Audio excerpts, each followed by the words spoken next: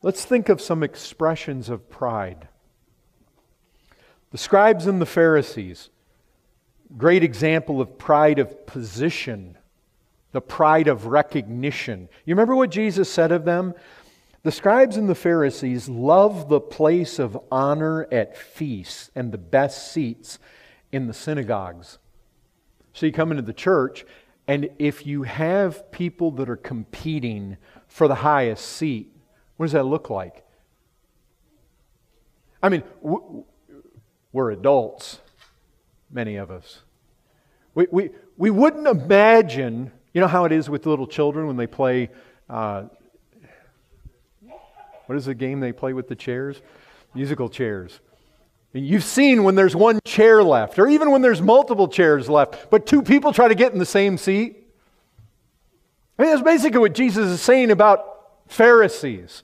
They're fighting to get the highest seat. You know, they're kind of, you could just see two of them with all of their long garb on, and they're trying to push each other off the seat. Like children playing musical chairs. And we would never think of doing that. And yet, there can be that subtle reality in the heart that we want position, we want recognition, we want place. Oh, wanting to be recognized, wanting to be honored. That, you know what? Every part is not working properly when you've got that attitude in the church. Or how about the pride of power and achievement? You get this from Nebuchadnezzar, but this can come into the church just as well.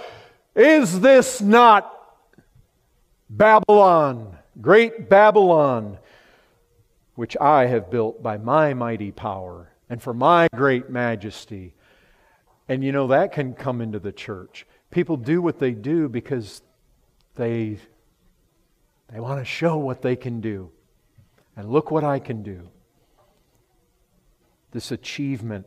And you know, the reason that we know that this easily infects the church is there you've got, how many times, repeatedly, the inner circle of disciples. Luke 22:24, a dispute also arose among them as to which of them was to be regarded as the greatest.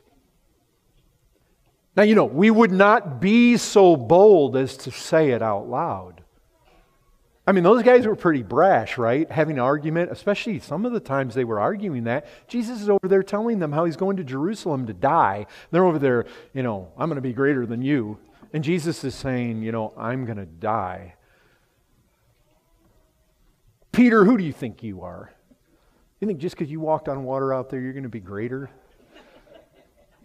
And see, we wouldn't think of that. Because, why? Because of pride. That would be too embarrassing. You see, that's almost like little children. Little children can fight over the toy. Give it to me, give it to me. You know, I saw some of that happen over here during, and with children, they can do that shamelessly. But two adults, can you imagine if two of the mothers were, give that to me, you know, and it's like, no, they wouldn't do that because pride itself would indicate that they not want to do it because they don't want to be shamed in front of it. Little children don't have that sense of shame.